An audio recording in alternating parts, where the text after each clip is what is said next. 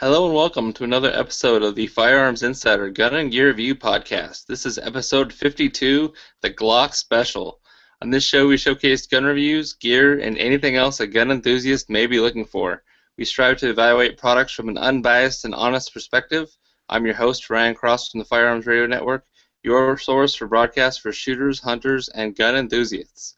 Bandwidth for this episode is brought to you by Action Target. Today I have with me Nick from the Practically Tactical podcast. Thanks for joining me, Nick.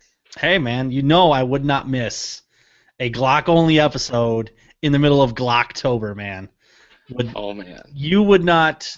I would be on here no matter what. I would hack Google to be on this show. Well, this is sort of an olive branch because both myself and my co-host TJ had traded a Glock for Don't say it. some revolvers. We're not going to bring that up again. I'm gonna have broke in the middle of the show. So this episode is a little bit more of an olive branch to our Glock loyalist fans, and just interesting to have a theme-oriented show. TJ really wanted to join us tonight. However, he was extradited to Austria. I think they didn't want him to come on the show for fear that he might not have anything good to say about Glocks, so they whisked him away in the night in a Volkswagen, and he'll probably be back next week. We'll see how they treated him. They took him away deservingly so, though. Deservingly so. Yeah, they were really nice about it. I mean, he got to have some Vienna sausages on the ride to the airport. It was great. Nice of him. So there's a lot of announcements this week. Actually, we're going like plumb crazy on promos and giveaways here. So right off the bat, there's a new promo code for Forest City Tactical holsters. If you go onto their website, forestcitytactical.com, and use the code GGR10, that's Gary Romeo 10, during your checkout, you can get 10% off your order, and that's good till the 24th of this month, so 10/24. And you can thank Nick for bringing that code on the show with him. Oh, no problem. He's a good guy over there at 4C Tactical. Yeah. And there's lots of reviews of Forest City Tactical on the Firearms Insider website, and there's going to be one more when this podcast goes live, so that's always good. So that's one. The next one, we're actually doing a Facebook giveaway starting now, and it's on the Firearms Insider Facebook page. I asked a question today on the Facebook page, and the winner who answers the question correctly first will win a Grip Force adapter for a Glock, and that's Gens 1, 2, and 3. This is basically what it looks like in the package, and it adds a beaver tail to your Glock. So I have one here on my Glock 19. It gives it a nice, plastic or polymer beaver tail. Really lets you get the web of your hand really high, and is that's exactly what you want for accurate shooting and controlling the recoil. And it also protects the web of your hand from getting that infamous Glock slide bite. So it's a pretty nice little modification to your Glock, and you can kind of custom size it to fit just right. So I'm giving one of those away. All you gotta do is answer the question on the Facebook, and that question is: Glock uses Tenifer on the barrel and slides of their pistols. It's a very hard finish and is used for its corrosion resistance. They even say that it's second only to diamond as far as hardness goes. So what is the Rockwell hardness for this finish as used by Glock? Now, I don't imagine everyone's going to know that off the top of their head unless they are a true Glock fanboy. So I suspect some Google foo will be used to find the answer, which, what are you going to do? Unless you have a Glock textbook and you're going to open it up and look at it, that's fine too.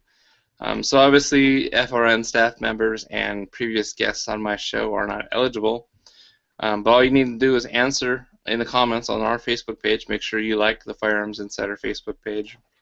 Then I'll announce the winner both on Facebook and on the next show, episode 53. Okay, that's two. Number three, and that's not really a giveaway or anything from us, but this is something that TJ had noticed, and he wanted to make sure that I shared it with our listeners. Brownells is actually doing a giveaway here in October, so this month, and they're giving away a Glock 42 along with some Hornady ammo, some critical defense ammo, as well as the Rap ID or Rapid Safe, and then a bunch of accessories. Looks like some holsters, some flashlights. So I'm putting the link in the show notes. You can also go to their Facebook page, and they'll have like a little tab for the contest or the giveaway, and you can enter there, or you can go to their website. And so if you click on the link from the link on my show notes, you'll be able to get to that. The deadline for signing up is 10/28, so you got till the last Tuesday of the month at 11:59 p.m. Central Standard Time for a chance to win. I mean, who doesn't want a free Glock 42 and a bunch of Hornady gear? I mean, I know I do. I love my Glock 42. Love it. Yeah, you could apply and see if you can get two. And I can dual wield Glock 42s. Yes, That's a true operator status right there. that's right. Maybe not as much as your awesome bullet. What I don't want to say necklace, bandolier necklace, or I'm not sure, but this is my 308 chain. This is to show how street I am. So yeah, if you're that'd be awesome. I mean, to win that. So go on over, make sure you click that link or go on over to Brownell's Facebook page and get a hold of that. So then that's three. So four is we're just continue. We've been announcing this for a few weeks, but I'm giving away an engraved part of your choosing from magplates.com, and the winner of that is the next person who joins me on the podcast who isn't Nick or someone who's already been on the show. So a brand new listeners, you're listening to this, you come on the show and you can win an engraved part, which can include a Glock base plate for your magazines, God, I'm totally brain farting. The back plate on the slide, yes, you can have that engraved as well. They've got AR-15 dust covers. If you don't have a Glock, shame on you, but there's other engraved parts. I will pick one of those up for you if you join the show. So just email me, cross@firearmsradio.tv, and we'll help set that up. And then after the podcast is over, I'll get your information and figure out what you want to order, and I'll hook it up for you. So you need, obviously, internet, a computer or device, Google Plus account, and you need to be able to join the Google Hangout. Microphone is mandatory. A webcam and video participation is not. It's optional, so that's fine. Anyway, those are all the promos and giveaways, man. That is crazy. Happy Glocktober, everyone. That's right. Happy Glocktober. So let's get right into the new product spotlight. We skipped what we did in guns this week, but I mean this episode's going to be so full. I don't think anyone will notice. Did you do anything? I didn't do anything. So you didn't do anything. That's fine. I just been hunting for 3 days straight with no success. So there's no real story there. So you walked in the field and I did nothing. There you go. Yep, exactly. I got exercise and Nick didn't. Yep, that's the truest thing ever.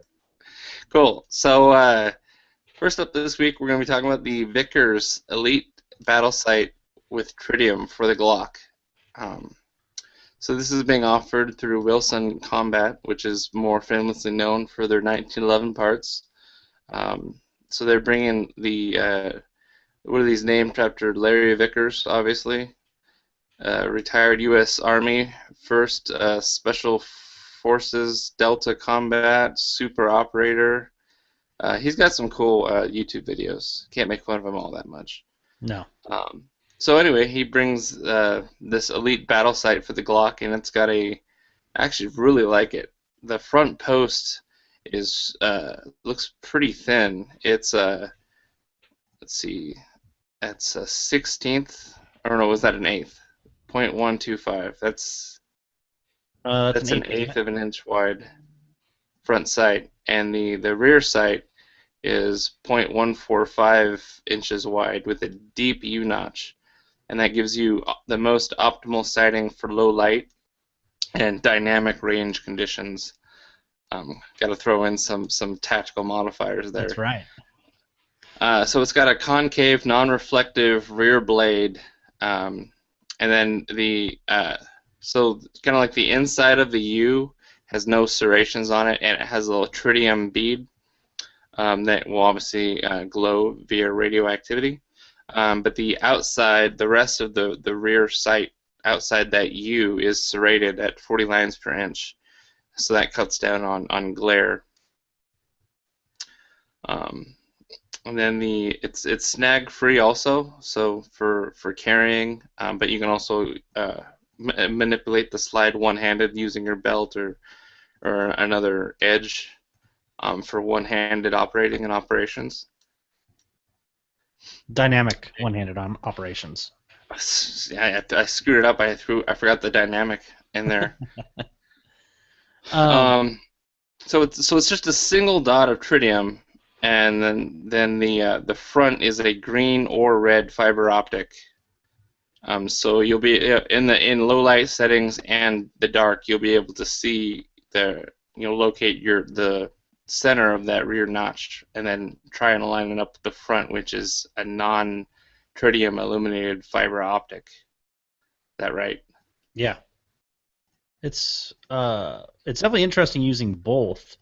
But I would hit on, for those that maybe aren't familiar with any of the Vickers stuff he's done, all the other, it's not like he doesn't put out gimmicky stuff.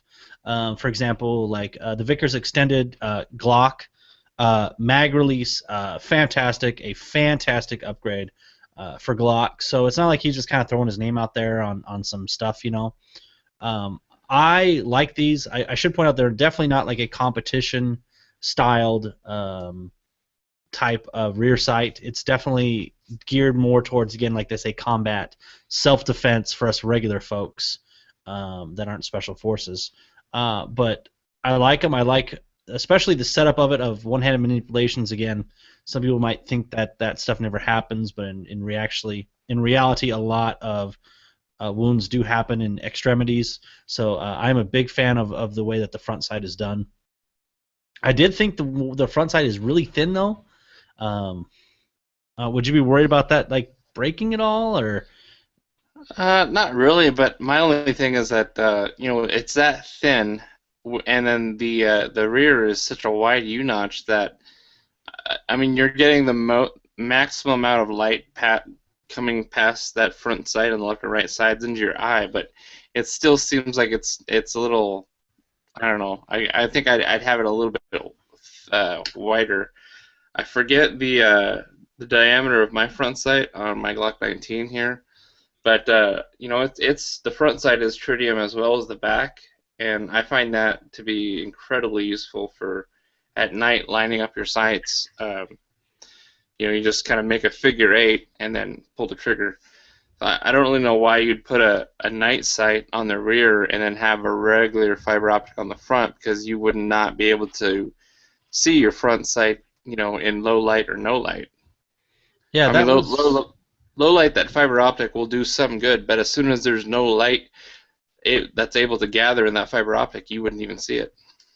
Well, I'm assuming again, I would like to definitely see him and shoot it, especially in a low light, but I'm assuming that basically you could point the dot then. I'm guessing on that one. Yeah. I don't know, but I thought that was interesting, the tritium and fiber optic. Off the top of my head, nothing's sticking out to me of using both of them, especially in this type of setup. Yeah, if you had a flashlight, and so you had illuminated your target, you would definitely pick up your front post very clearly, I think. Yep. But that's the only situation I can think where there's really an advantage to having this setup. Yeah. And again, too, there's never a guarantee of light, or I'm thinking more of like, like, would a police officer use this? Man, I don't know, because there's not always a guarantee that they're going to have a light out. There's going to be a light, or in a self-defense situation you get tackled, or you're in again, you're betting a lot on having a decent amount of light for that front optic. But again, too, it's really hard not to have your hands on it. But it's definitely an interesting setup to say the least. I almost feel like it's maybe opposite of XS Big Dots. With the big giant thing in front, the big dot in front, and kind of the V notch in back. This is almost of the way of setting it up. It's almost kind of reversed of such a small front and a really large back. I'd be interested in how accurate you can shoot it as well. I don't know. I think it'll be good though. It's kind of like a half ghost ring. Yeah. No. Yeah. That's exactly it. I don't know. I can see like, oh wow, this could be really good. But it also seems like it also be really bad in specific situations. But it also be really, really great in specific situations. So I don't know. I mean, it definitely looks interesting. Based off the facts of other products that he has associated himself with, I feel like that this, because of he's did good stuff before, that at least adds some credibility to it that there's something to these. On that alone, would I order it? Possibly, if I was in the market for it. I'm not currently, but I think I would definitely add it to my evaluation list. Definitely. Yeah, I definitely love the rear sight. I just don't know if I would keep that front post. I mean, in the daylight, shooting at the range, or you come into a conflict or altercation during the day, that front fiber optic is going to be glowing really bright and you're going to pick that up really quickly. It's just conversely, low light or no light, I'm not sure how well you'll be able to pick that out. So, but yeah, I'd definitely like to, if I see them on something, and I'd like to ask somebody to let me take a look at them. Maybe I'll sneak by Wilson Combat at SHOT Show and see if I can get a closer look at these. Yeah, that'd be the way to do it. Yep. So if you're interested in that, go on over to shopwilsoncombat.com and then look for the Vickers Elite Battle Sight for Glock. So next up, we actually, from our friends at Lone Wolf, I decided to talk about their compensators. They've got compensators for almost every pistol caliber. The LWD compensator 9mm 1/2 by 28 is what they used on most their 9mm threaded Glock barrels. So it's pretty aggressive looking, and it definitely has it seems like it has all the same functionality as a rifle compensator or muzzle brake, but it's for your pistol. So it seems like it's got 3 blast chambers, or 3 chambers to vent out gas to the left and right side, and then 2 ports in the top. And you know what? Actually, we just forgot to kind of do a little bit of a rewind. We didn't mention the MSRP on that Vickers site. Oh. I just remembered. Sorry about that. So, backtracking a little bit, that Vickers Elite Battle Sight is $64.95 MSRP. Far more expensive sites out there. Exactly. So it does not hurt to give those a look. So, okay, now fast forwarding back to the Lone Wolf compensator. It's got an MSRP of $59.95, and it is rated with exceptional performance and accomplishes 2 things at once. First, it redirects gas to a 30-degree rearward angle and actually pulls the barrel forward, reducing felt recoil. And secondly, it redirects gas vertically, providing a genuine reduction in muzzle rise. The result, it allows the shooter to maintain their sights on target or realign them very quickly, which lets you naturally follow up with faster shots that are accurate. Have you ever shot a pistol with a compensator on it, Nick? I have not. I am currently in the market of trying to decide, because again, with my Glock 34 here, which I want to make into a true competition gun, the ported barrel or compensator, I'd say ported barrel definitely more common, especially with the Glock 34. Obviously, the slide supports it. Has been on there. I haven't really looked tremendously too much at a compensator. but I think I probably will more now because again the whole ported barrel thing.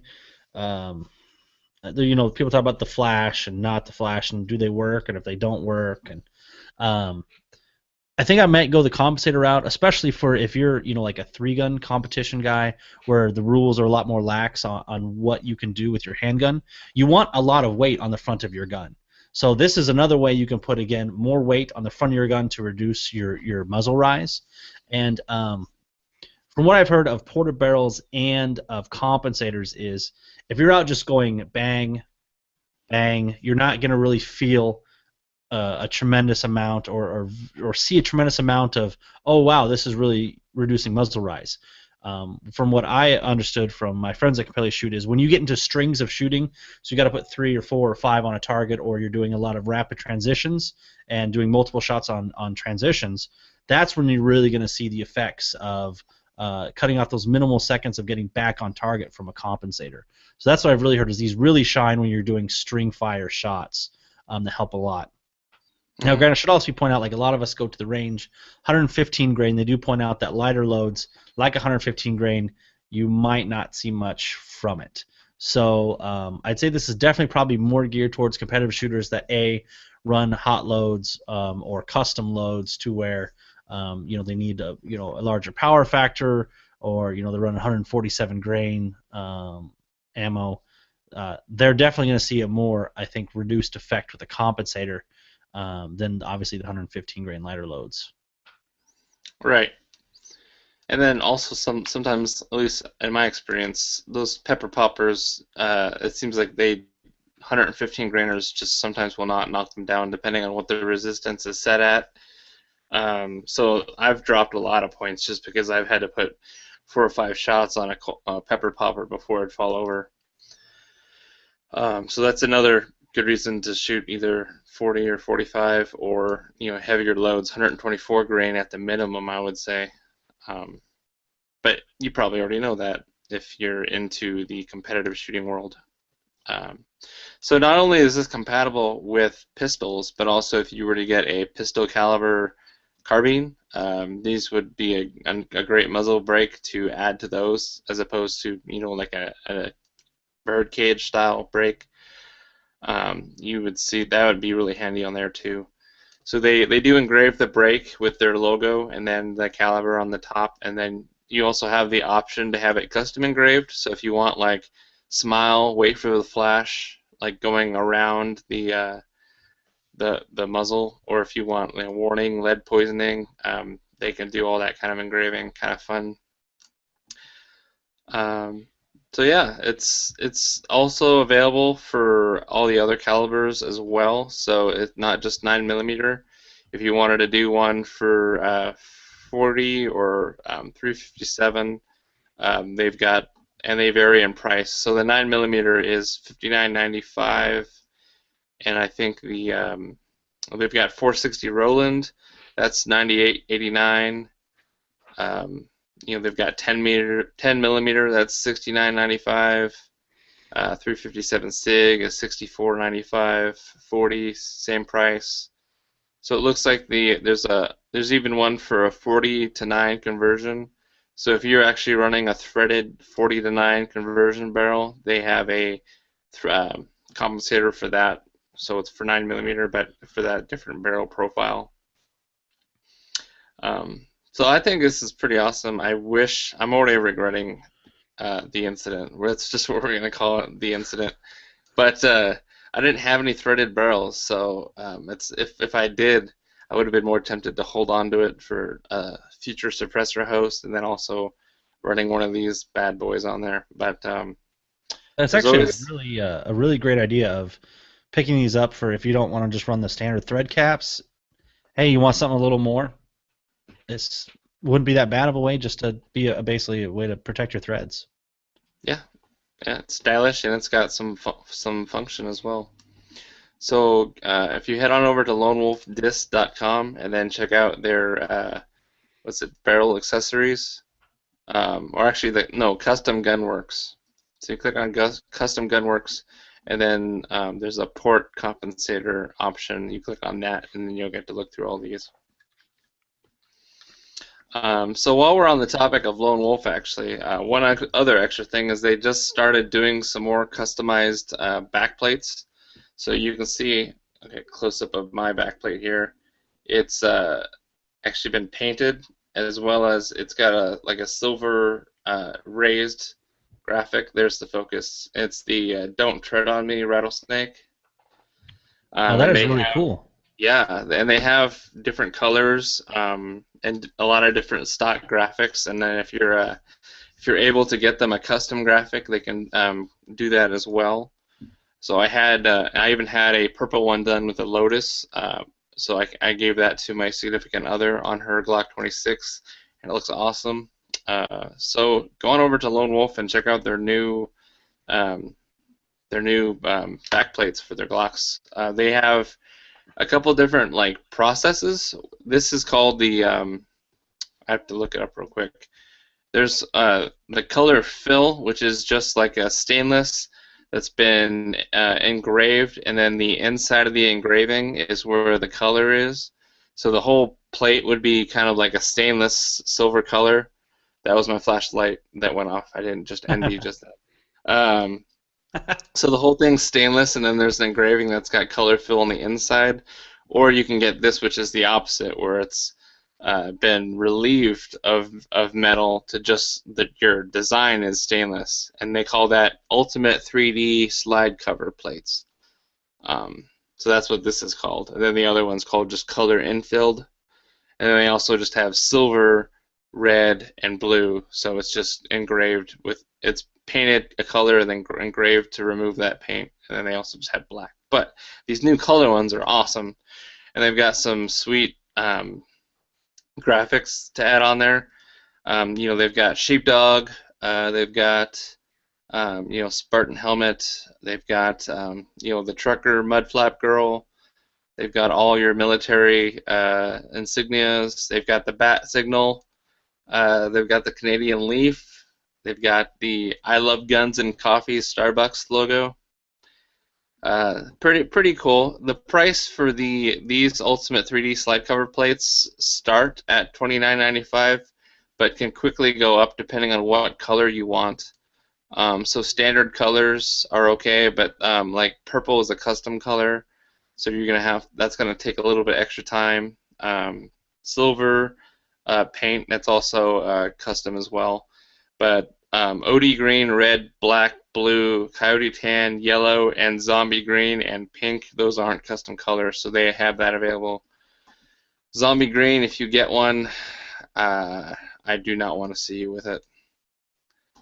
I think Nick could agree with me. Sorry, I couldn't get my mic done. Absolutely, yeah. Zombie green. We can just There are certain places and times for it, but yeah. But no, that looked really good. That standoff that looked really really good. Yeah, I thought so. I mean, it is a lot of money for just something that's kind of more niche, and just more about making a statement. But if you've got a Glock that you haven't made any other modifications to, obviously mine is Duracoated and has some grip tape on it and all that. But if yours is just bone stock and you want just one modification to kind of give it a little bit more identity, so if somebody sets their same Glock 17 next to yours, you can tell whose is whose without having to look at serial numbers. I mean, it's just kind of a nice little it can be subtle too, just doing one of the black ones. I think it's a fun way, and it's so easy to do too. I mean, in less than a minute, I can pop mine out and pop a new one in. So I'd give those a look if you're interested. It's like mood rings, but for guns. Exactly, yeah, or bumper stickers, but for guns. Yeah. I would not recommend getting the Punisher skull and then going and putting that on your defensive pistol and then having to go to court and then that being as evidence. The jury might have mixed feelings on that. Just saying. So next up this week we have the Glockworks Zev Tech Fulcrum trigger. So I think you know a lot more about this than I do. I have had the opportunity to mess with some of. I have actually had the opportunity to shoot the Zev Fulcrum trigger. Sam, formerly of the YouTube channel, Range Time with Core America, he has it in his Glock. Does he have a Glock 17 or 19? I don't remember off the top of my head. I think 19. But it is ridiculously fantastic. So basically, when you buy this, what are you getting, I guess, is the main thing from it. So basically, I'll reassemble my Glock 34 just so I can visually show that those are watching, and I'll kind of walk the listeners through it too. So basically, when you actuate the Glock safety trigger there, and then you get all that movement, the Glock sponge, they might say. So all this pre-travel that you get out of a standard type of Glock trigger, basically it makes this adjustable to where you can remove all of that pre-travel and that sponginess. So basically, if you want your trigger to, when you actuate the little safety on the trigger, then basically you could be at the wall or you can make it near the wall. And that's one of the huge benefits to it, as well as you can basically remove any over travel. Not that really Glocks have a tremendous amount of over travel anyways. So it's basically a way to, if I want to basically get myself probably the best trigger on the market for Glocks, it's a way to do it. And again, there's other parts as well. So for example, in my Glock 34, I have the ZevTech competition spring kit and the Z4 race connector. So those two parts alone, which again total are like $24, puts my gun at about a 3-pound trigger. So now you make it to where you have those parts along with this trigger. You basically have a minimal braking or a minimal travel trigger at 3 pounds. So obviously for competition guys or guys that just really want to take their maybe shooting to the next level, this is a way to where you can basically remove all movement from your trigger control, to where thus you should have more accurate shots. Again, don't buy the trigger to make yourself more accurate. Get accurate and then get the trigger. It will definitely be the best practices on it. But it's basically a way you can drop it into a kit here, have an adjustable trigger that looks good too. Let's put it that way, because that's important. That's important. If you don't look good doing it, you're not doing it right. That's right. That's right. And so on that note of looks, actually, you have some color options when you're ordering. So the MSRP is $150. For a custom trigger for a Glock, that's going to be match grade like this. That's not bad at all. But you get to choose. You can have a black trigger pad with a black safety, just standard black, or you can have a black trigger pad with a red safety or a stainless safety. And then alternatively, you could have a stainless pad with a stainless safety, a red safety, or a black safety. So if depending on how inventive you want to get, I think the red, unless your gun has red on it, I think that'd be kind of funny. I mean, it's not like something that you need to be able to see. It's not something like a safety, a Tang safety on a Mossberg 500 that you need to be able to see and recognize at an instant. And I should also mention too, you can fully adjust the trigger pull weight as well on there. So you can literally, I don't know how low you can get your gun if you want it to, but you could get it really down there. Cool. So if you're interested in that, go on over to glockworks.com, and that's glockworx.com, and then look at the trigger gear. So next up, we're going to keep the Glock train rolling. This is something that's a little bit off the topic of Glock, but still relevant. It's a lower receiver that accepts Glock magazines for you AR-15 building guys out there. And it's offered by Quarter Circle 10, and it's basically got an MSRP of $274.95. You can get it blemished for $30 cheaper, so $247.45. So we picked this up from the firearmblog.com, one of their articles, and so their Quarter Circle 10 is now producing AR-15 lowers that accept Glock magazines, so they can be had as a small or large frame receiver. Obviously, the small frame receivers are for 9, 40, 357 SIG, and 45 gap chambering, or calibers, while the larger frame will be able to handle the 10 millimeter and 45 ACP Glock magazines. So all the lowers have a last round bolt hold open, which is something that a lot of people are not pleased that like the Lone Wolf G9 does not do a bolt hold open. These ones do, and they have a Glock feed ramp, and they're made out of 7075 T6 aluminum. They do come with a Glock magazine release, and no modifications to the magazines are necessary. So it's really just plug and play. So the large frames have not gone on sale yet, and the company also makes the bolts and the barrels as well for your build. So I know a lot of guys that'd be really interested in a 10 millimeter AR-15. So this could be the way for you to do that. If you're gonna do a Glock lower for Glock mags, you have to do 45 gap. I think that should be a requirement from now on. I think they're really cool. I'm not generally a pistol kind of caliber carbine kind of guy, but if I was gonna do it, obviously, hey, if you have Glock guns, you might as well, and you're gonna do a pistol AR build, you might as well have your AR pistol caliber in your Glock mags. I mean, it does just make sense. Yeah. And again, Let's the go bolt, ahead. the last round bolt open is huge. I know on a lot of those that they do not do that, so that is really big. And you get to now, it's nice to where you also see a lot of them to where it comes like not as a true like AR lower like this one is. So I can take my Elftman trigger and put it in there. You could put ambi safeties in there. You can literally customize everything else to the way you want it. I think that's what's really, really great about this lower. You're not Mm-hmm. stuck with a box kind of product. Is literally this is an AR lower just with Glock mags and built a little differently, obviously, but triggers. You can literally make this gun the exact same as your other ARs, and it just takes your Glock mags. Yep. And your bolt is still going to need the modification for the Glock mags, but you can get them. I think you can get that as well from Glock, or I'm sorry, from Quarter Circle 10.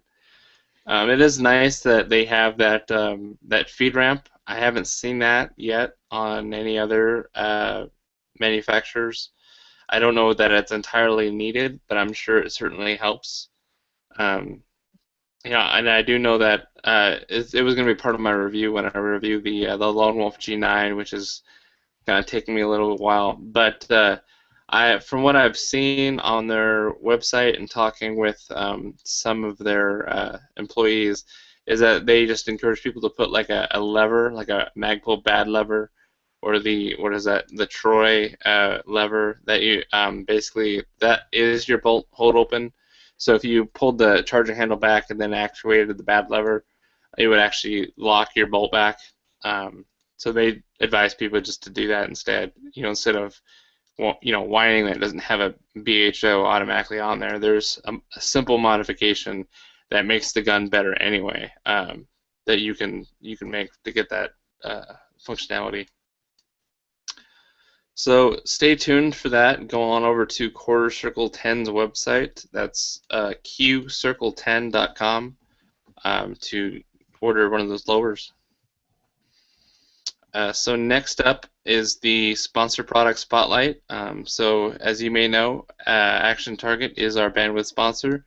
Be sure to click on the Action Target banner or one of the affiliate links on firearmsinsider.tv. And then remember to use the promo code radio15 to get 15% off your order. So obviously they don't have anything Glock specific, but as a Glock owner or somebody who shoots Glocks either competitively or recreationally, everybody loves a good plate rack.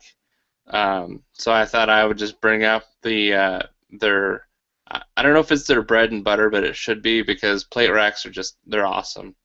So the plate rack by Action Target, it's under their reactive steels category, and it is 6 plates that are 8 inches in diameter, and you shoot each one, and it falls over in its rack, and then you have a a cord that you can pull and reset them. It's a 30-foot steel cable, so you can just pull that cable and reset the paddles and then shoot. So I think that is just one of the funnest targets to shoot, as far as you can do alternating, work from the outside in, do every other, or you can race somebody.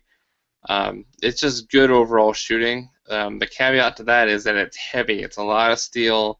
It's kind of big, so you gotta ideally either have the rig to take it to and from the range, or have a personal range where you can kind of leave it in the general vicinity. Either one of those would work. So its weight is 250 pounds. It's 4.5 feet tall. The steel grade is 3/8 inch AR-500 steel. So they recommend 10 plus yards for shooting with the handgun. The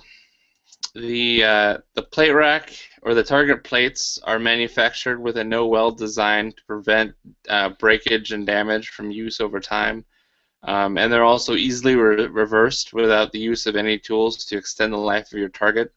As you shoot steel, depending on the caliber and the thickness of the steel, you'll actually that constant force will actually start to kind of warp the steel and cause it to almost bowl. So if you were to shoot like 1,000 rounds at that one of those steel plates, it would actually, you could set it on a level and start to see it a little concave a little bit. All you do is you just flip that bad boy around and shoot another 500, 1,000 rounds at it, and it'll flatten itself back out. So it's really nice to be able to rotate those.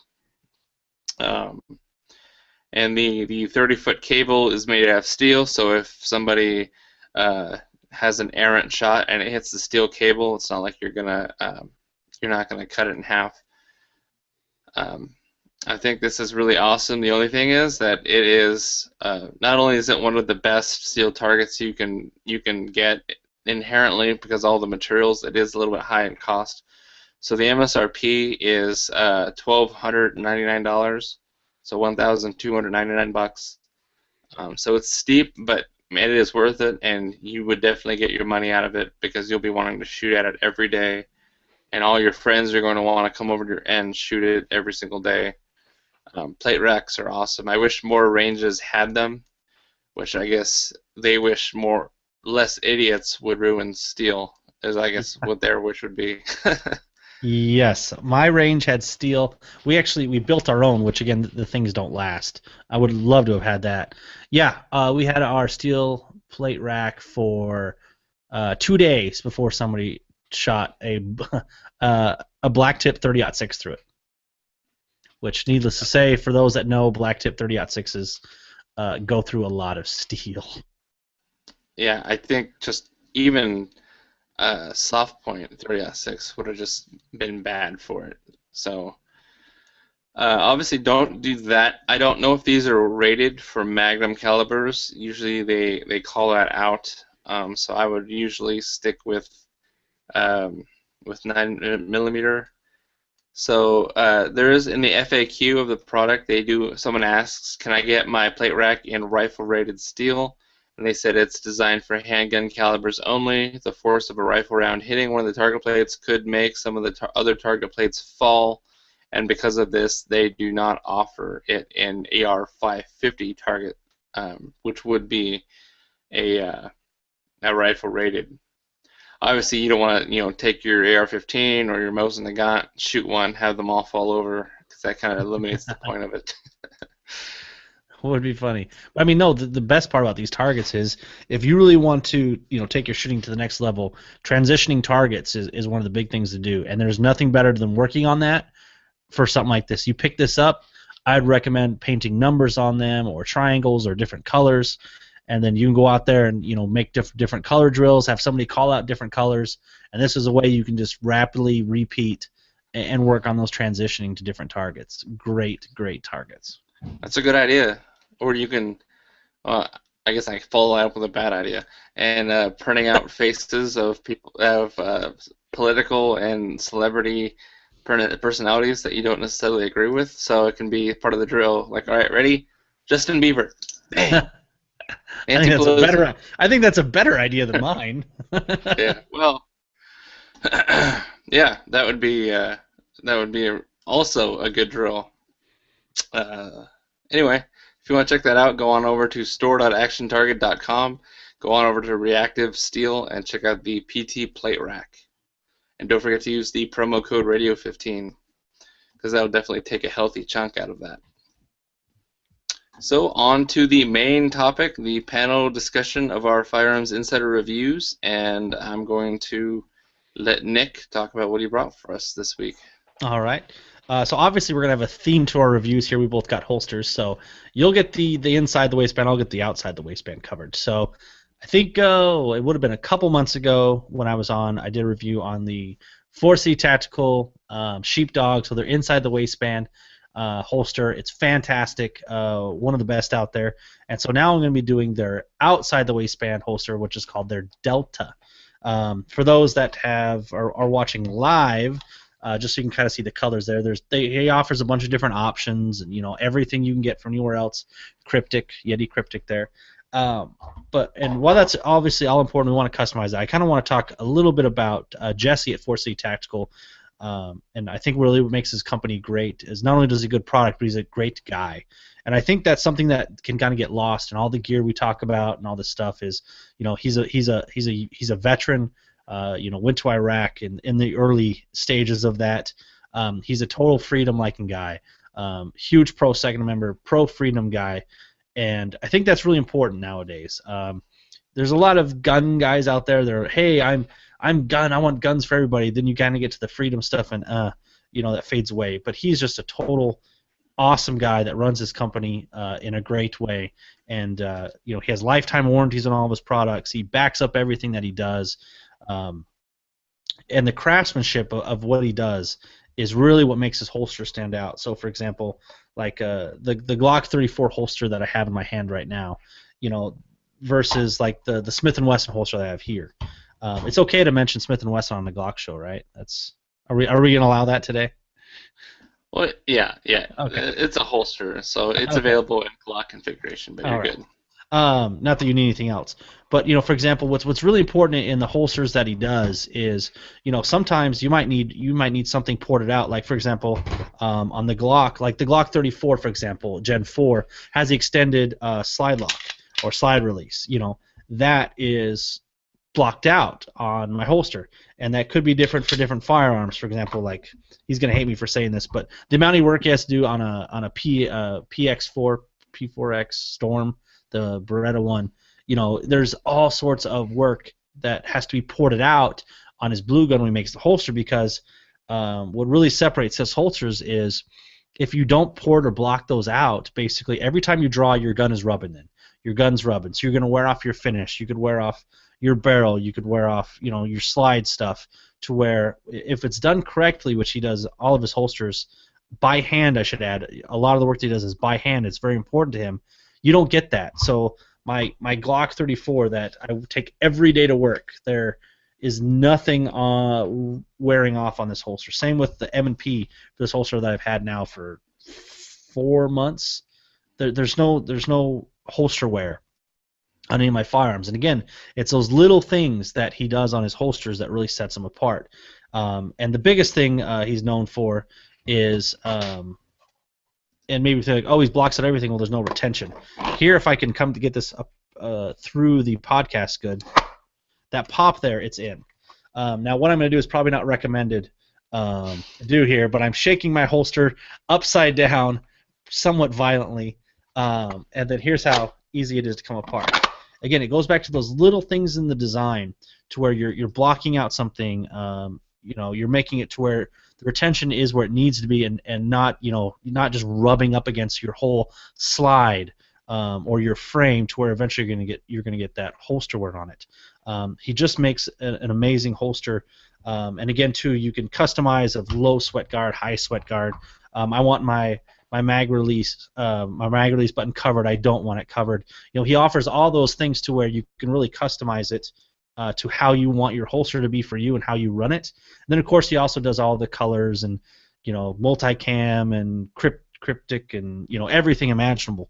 But to me, what really makes them stand out is just those little details that, for example, us regular Kydex guys, that if I didn't sit there and watch him make my holster, I probably wouldn't know. But it's one of those little things to where you see it after a while, and you try. Like, I tried to make my own Kydex holster one time, and I'm terrible. But you miss so many little things of cutting perfectly along your trigger guard, and again your mag release button. It's just all these little things that he does on his holsters, which really makes them stand out against many other manufacturers. And again, he's just a really good guy, veteran-owned company.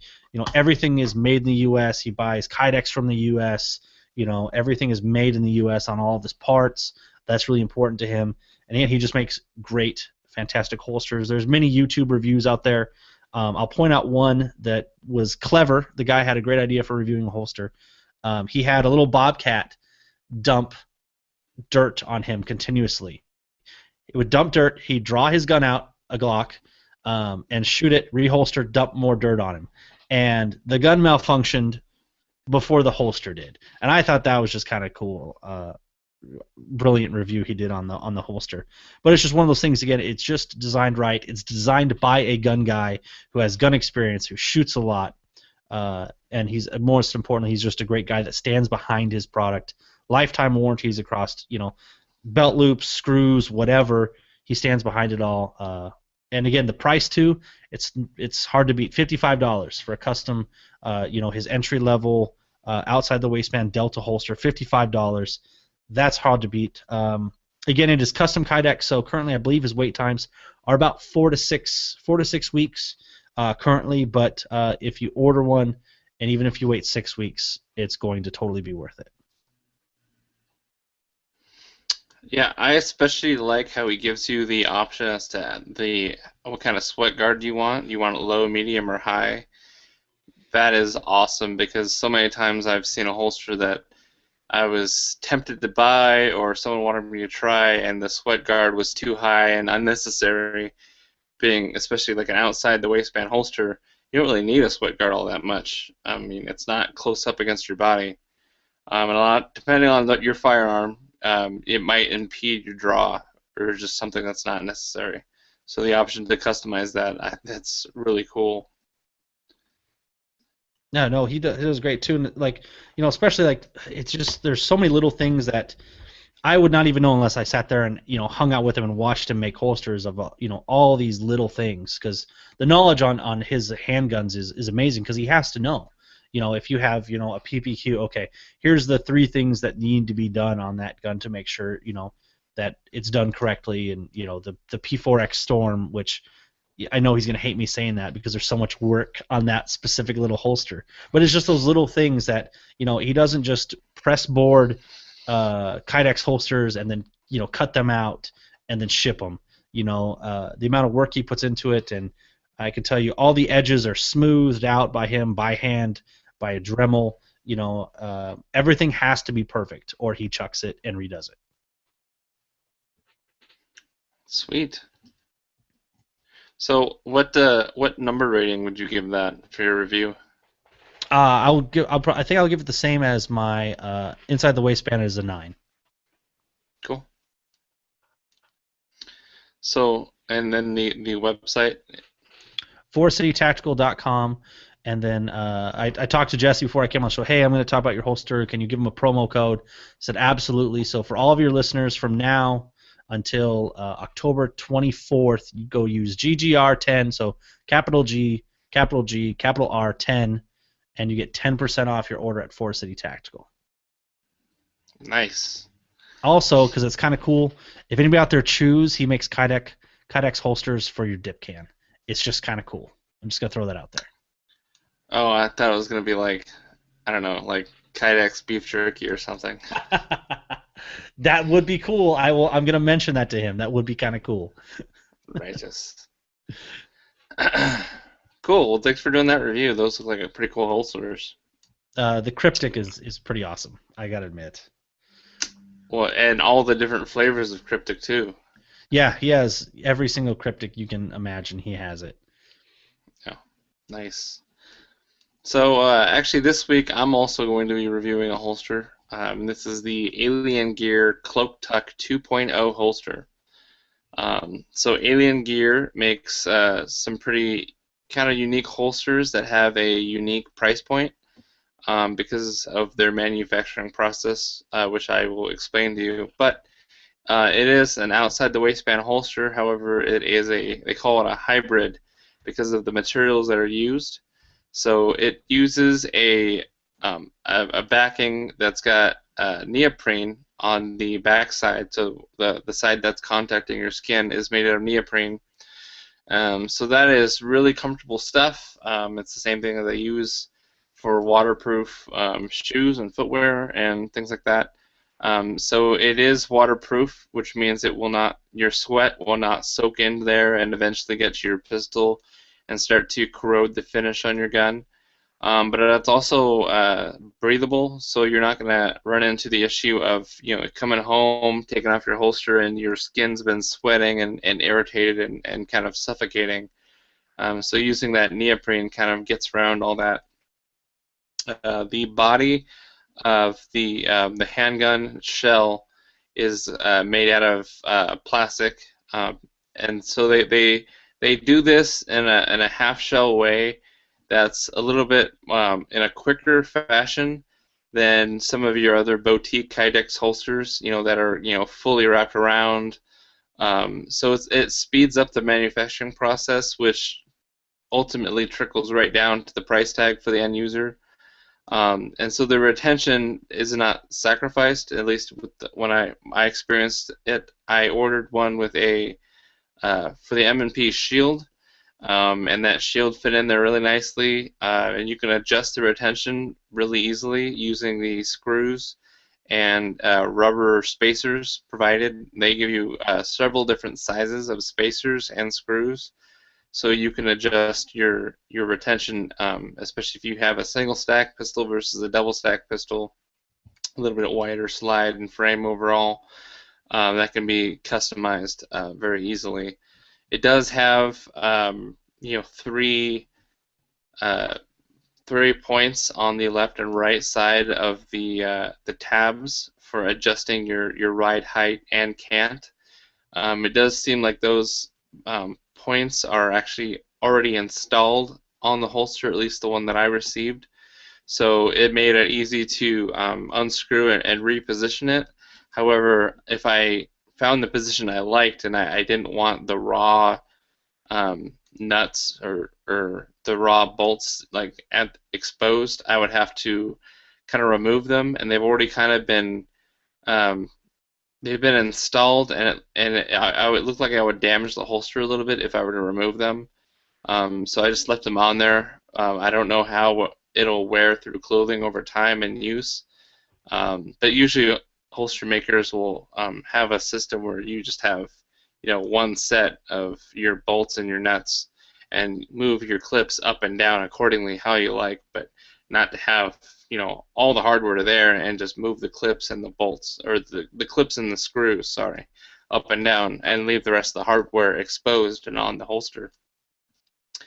But other than that, I thought it was a pretty good holster. It was a little more flimsy, not flimsy, but I'll say flexible and thin, so that when you're reholstering your gun, I found that if you were holstering your gun at an angle that wasn't straight, like aligned, it would kind of push it in my hip, and it would not be guided in to the holster like if you had leather as a backing. Leather doesn't have as much give to it, and then it kind of just acts kind of like a well, like a mag well, but like for a holster well. So your gun, the muzzle hits the leather and it kind of guides into where it needs to be. I found that when trying to reholster a little bit under duress, it actually did not guide the gun straight down into it. So you had to be a little bit more purposefully reholstering slower and from the right angle, so you didn't get hung up on yourself. Those are my only two negatives about this holster. Everything else I really liked.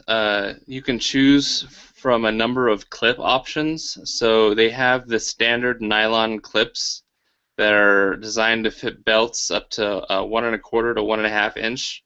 They also have steel clips that fits belts up to uh, 1.75 inches, 1.75 inches. Um, but for enhanced concealability, they do have some different style nylon clips that might be just up your alley, especially if you tuck your shirt in. So if you, they have C clips and J clips, and they're named after the form that they make, kind of resembles the letter. So the C clips actually have a hook on the top and bottom, and they kind of hook on the top and bottom of your belt. So you actually, if you tuck your shirt in, you don't have two clips going right over the top of your belt, kind of making it painfully obvious that you've got an inside the waistband holster on. The J clip is the same principle, just a little bit simpler. There's no top hook. It's just a bottom hook that goes in between your pants and the belt, and then hooks up a little bit, so it hooks onto the bottom of your belt for extra leverage. So when you unholster your firearm, your whole holster is anchored securely to your belt, and it's not going to come up with it. So those are great if you work and you do not want, obviously, clips going over your belt, because that's kind of a telltale sign if you've got your shirt tucked in. And so then obviously they come with 2 or 3 different sizes of rubber spacers for you to adjust your retention level. So that backing actually has an ABS plastic polymer core, and so that gives it the flex that it has, but it's still strong enough to not sag down with the weight of a heavy gun. If you're one of those guys that likes to carry a 1911, this holster is going to be a lightweight and slim in profile, but be able to hold that gun up and not sag down because of the weight. So that gives it a little bit uniqueness as far as the market goes.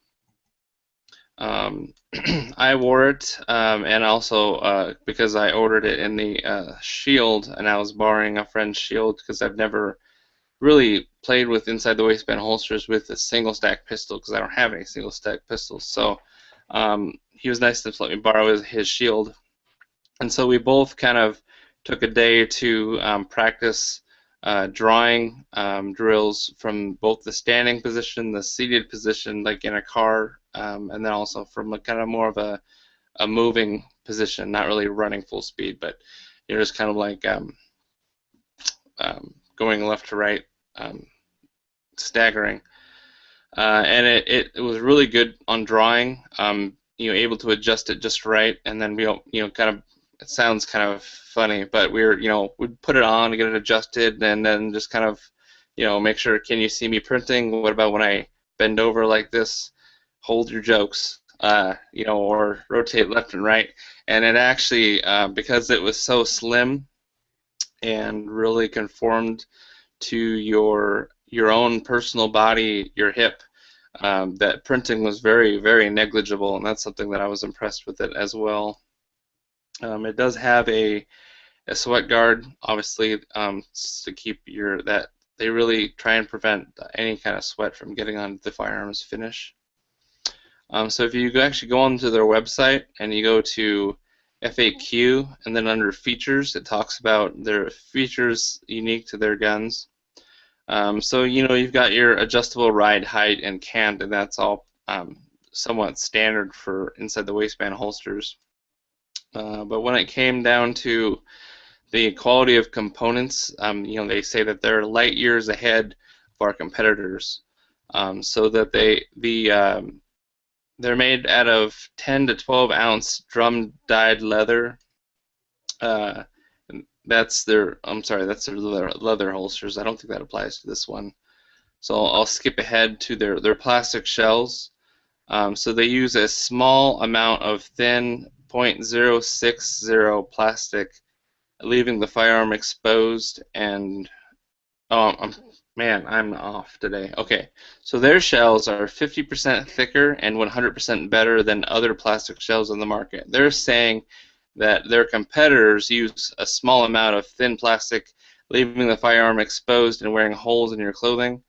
And theirs that they use is 0.093 thick and covers the gun much better and has a more attractive finish. It's actually the finish. I couldn't tell it wasn't really a smooth Kydex at first because it was so thick.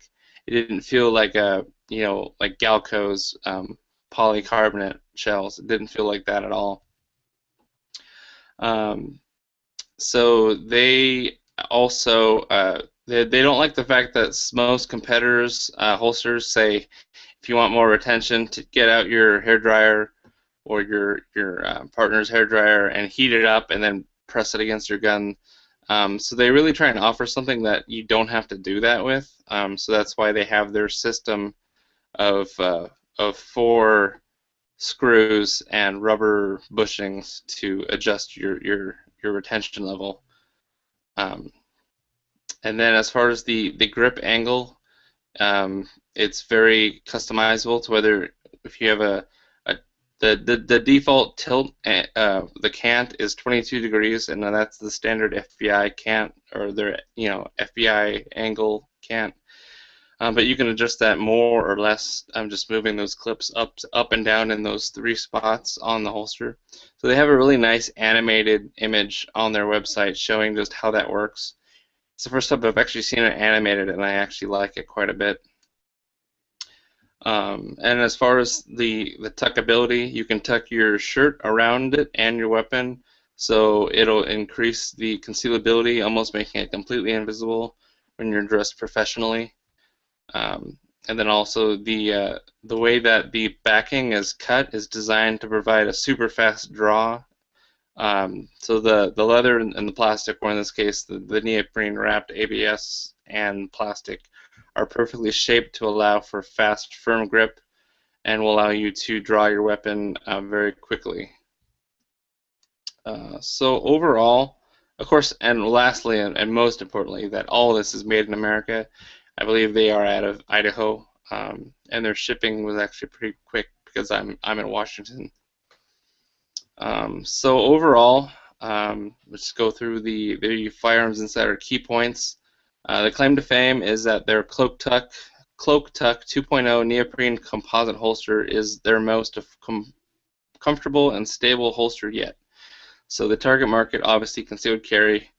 The features and benefits: lightweight design, soft neoprene body side layer, inner ABS polymer core, completely waterproof, fully swappable handgun shells for versatility. I did not mention that.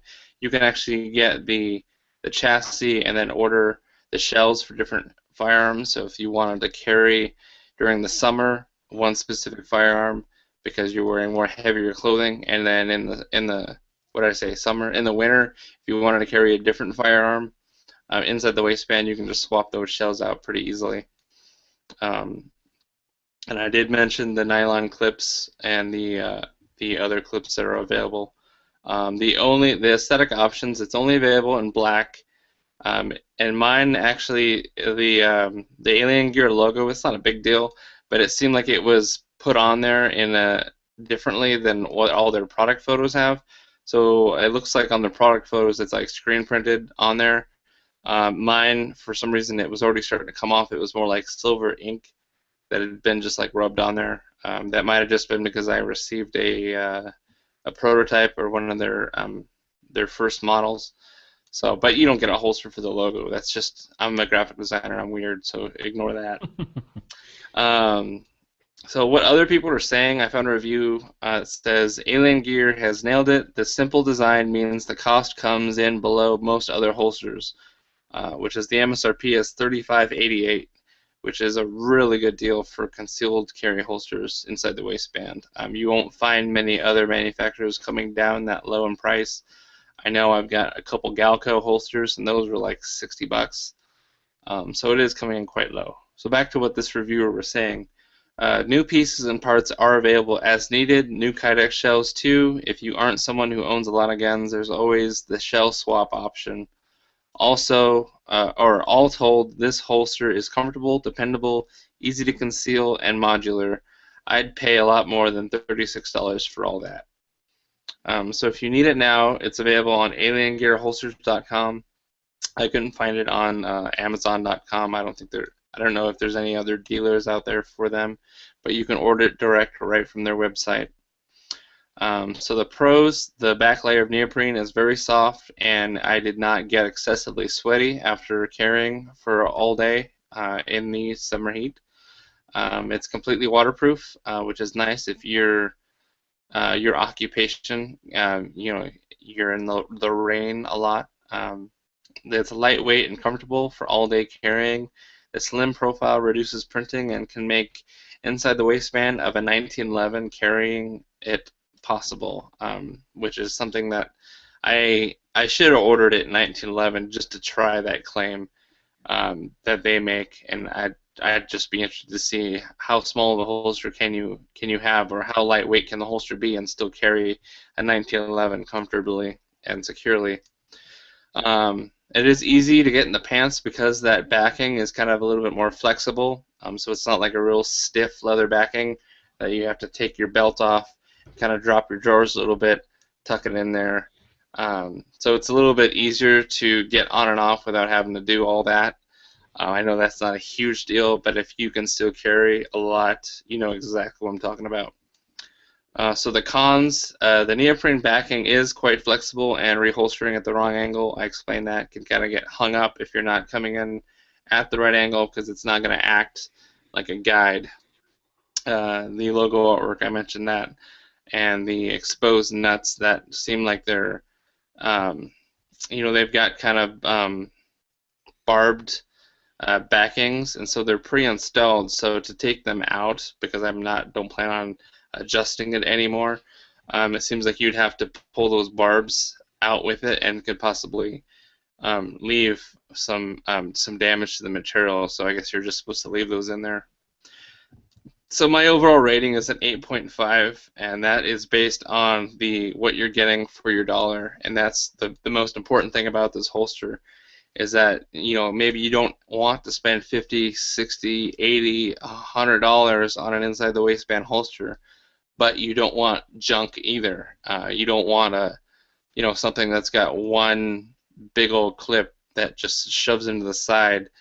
I don't want to. Okay, Uncle Mike's, I'll say it. You don't want it to go to the bottom of the barrel as far as price points go and get an Uncle Mike's holster. You want something that's got two clips that's similar to the higher end holsters on the market, but comes in at a little bit lower price. This would be the holster for you to check out. So that's my review. Don't ever buy Uncle Mike's. Just don't. I mean, it's really cool. You can switch the shells on this. That's switching from a summer-winter carry. That's pretty cool.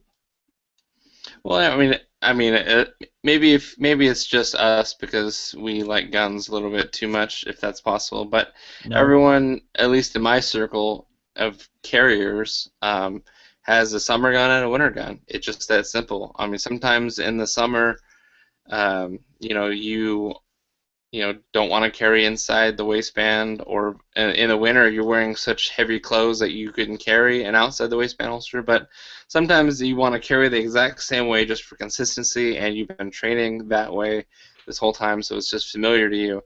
But you prefer a lighter gun in the summer, something that doesn't print as much in lighter weight clothes. So, a Glock 42 or a Ruger LCP. Maybe you have another gun in the winter that you like to carry, like a full-size Glock or a full-size Glock. There's no other option. That's right. So if you want to check those out, again, go to aliengearholsters.com, go to Shop Now, go to Holsters, and click on the Alien Gear Cloak Tuck 2.0 inside the waistband holster. And actually, right now, if you're quick, they actually have a deal going on where you can upgrade to the 2-holster combo. So when purchased separately, 2 complete holsters can cost up to $72. But if you act fast, you can get 2 quality holsters at the combo price for as little as $49.88. And each combo comes complete with 2 sets of durable clips and interchangeable shells for the guns of your choice. So like I just explained, if you have more than one gun that you want to carry, you can upgrade to that combo, and it's still at a really good price, and you can have 2 holsters. So next, we're going to get into the tech gadget or app segment, and this is a Glock-related item. So you might be thinking, what the heck high tech did Glock come out with? Well, it's a website. It is something it's not a game, but it functions similarly to some of the higher profile blockbuster video games these days. They have a website that you can sign up on, create a user ID, and kind of track your progress throughout the game, and it kind of syncs with your game. Now imagine that, except there's no video game garbage to worry about. It's just a website called, it's Glock ID, so it's id.glock.com. That's the address, and you have your own email address and password for you to log in, and it basically is a site for you to track your range time. It's got practice tips. It's got Q&As from other Glock fans and Glock experts, and you can a little bit of that going back to video game incentive to use it and progress. There's a progression system where you can rank up and earn rewards. So every point you earn, you climb the ranks and you get rewarded. I'm not sure. I haven't signed up for it yet. Shame on me. But if it's just like a little digital like medal that you get, or if they at some point will start to send you some free swag, that would be cool. So you might be thinking, oh, I don't want in the unsecure internet world people to know, how many rounds I'm shooting and my range times and things like that. It is safe and secure, and so in addition to your login password, you can set the combination to your own virtual safe where you can put all your inventory of your firearms, your last cleaning date, your range times, and more, and it has like a double layer of security on there. What do you think, Nick? I think it's really awesome because, again, I think a lot of us probably don't shoot as much as we should, and I think this is a good way to remind us that, hey, we're not doing it. I'm trying to, and I think that aspect is really cool. I'm trying to figure out what the rewards are, though, because it's like, if it's something good, okay, then I'll sign up. you know? Yeah, if it's like, well, the fact that it's got to be part of sanctioned by Glock. Yeah. I'm reading on the release when they did like the pre-registration launch back in 2013. They gave away an exclusive patch, so that right there would have been good for me right there. Like a patch, yeah. But I don't know what it is now. But I'm assuming it's somewhere in those lines. You probably get Glock swag. That's me guessing. Of some stuff, because if they gave out a patch before, I'm assuming they probably do like the same stuff like FFLs and gun shops can get. You get the Glock keychains and pens and stickers and all the other stuff they offer. I'm assuming, me guessing, somewhere in that line. But prizes and stuff aside, I think it's probably important for all of us to actually record when we go shooting, record this information, because you know what, we probably don't shoot as much as we should. I know I don't. Yeah. Well, and if you have like some buddies, this kind of gives a little bit more of a incentive for, I'm going to go out to the range and work on these drills and gain some points to get to my next ranking on Glock ID. I guess it's not for everybody. Obviously, with Lee Ermey, he's not going to be doing this necessarily. It might be out of his demographic, but people like me or Nick or some of my listeners, they might think this is something fun to try. Other people might be a little bit more old school and go, well, I've got a range logbook. That's all I need. Old pen and paper style. But if they give away like hats and shirts and keychains and things like that, I'm signing up because I'm shooting the Glock anyway. That's right. So what's to prevent you from like padding your scores or like, oh, I went to the range today, wink wink, just to get some free stuff. That's what makes me think that maybe some of the prizes are more digital, like a little upgraded badge. Maybe Okay. there's certain levels of rankings. You go from Glock Padawan to Glock Master or something like that. Yeah, that's probably it there too. Yeah. So once again, the website for that is id.glock.com. So in closing, make sure you listen to all the other shows on the Firearms Radio Network. Once again, I'm going to be plugging the Power Factor podcast. So if you go to www.powerfactorshow.com, you can listen to some real knowledgeable guys that know a lot about the competing shooting world. IDPA, IPSC, a little bit of three gun. They are very knowledgeable about the gear and drills and everything that has to do with competitive shooting. So if you're interested in that, or you're interested in becoming more proficient and more knowledgeable, go on over to their website and subscribe to their podcast. So make sure you listen to all the other shows on the Firearms Radio Network, because there's a little something for everybody, especially the Practically Tactical podcast. I would highly recommend it. Highly recommend it. Yeah. And if you have any questions or comments, send it to myself, Cross at firearmsradio.tv, or podcast at firearmsinsider.tv. Leave us a iTunes review and subscribe, and be sure to check out the Firearms Insider website for future reviews and industry coverage. And don't forget to go on over to our Facebook page and comment on my question to win a Grip Force adapter. So that's the end of the show. Thanks, Nick, again for joining me. It's always a pleasure to have you on there. I hope this ends the feud between the Gun and Gear Review and the Practical Tactical podcast. Yes, the feud is now over. We don't have to shoot each other anymore. That was getting old just for the ammo costs. But yep, the olive branch has been extended and received. And what do we now got to hold hands and kiss or something? I don't know what happens now. No, I don't think so. I think we just we shoot and then we sing Kumbaya, and I think we're good. All right. All right. So as always, guys, shoot safe. Have a great week, and I'll catch you on the next episode.